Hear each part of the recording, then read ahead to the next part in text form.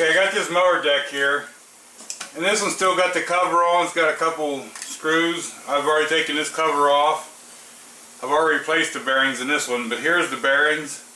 Instead of buying the whole spindle, I'm just going to replace these bearings in this thing because they sound really bad. So the way I do it, I take the deck off, which however yours is made could be different, so I didn't really show that. I just hold the blade with an impact. Here I take this pulley off.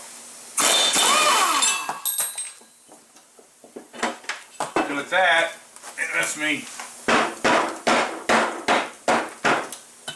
knock that right out of there. Now I used a dead blow hammer because I didn't want to damage threads or nothing.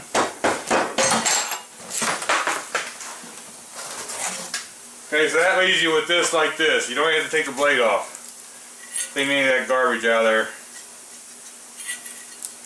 Now, the next thing I usually do, well, there's a sleeve in between the two bearings. So I usually get a ratchet in here. I'll catch one of the bearings and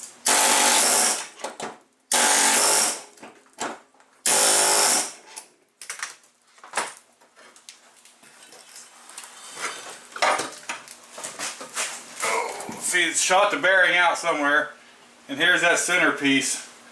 Now what's going to happen, you're going to have a bearing, this center piece, and another bearing in on top of here. So now that I got that out, I can turn this right around, and I can knock the other one out. Now you can do it with a hammer and chisel if you have one, but the air chisel is much easier. There, it's out. So that's how I do it.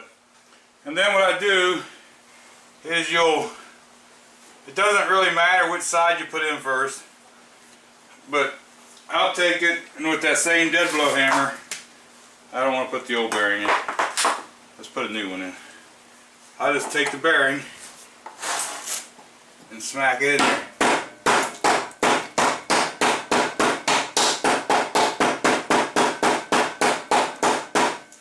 Okay, now we're just going to flip this over.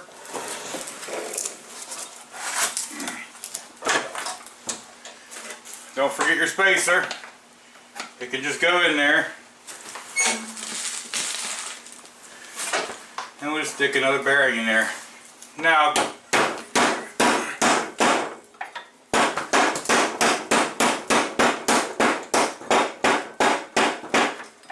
that's all there is to it. Now we can just stick this blade back up in there. Now these are sealed bearings, so there really isn't no reason to have grease up in there. If you want to grease up in there, feel free to.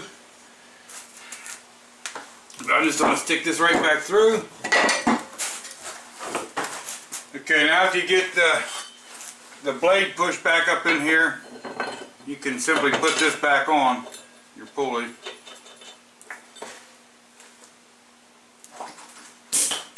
And that's how I change them bearings. You don't have to take the blade loose or nothing.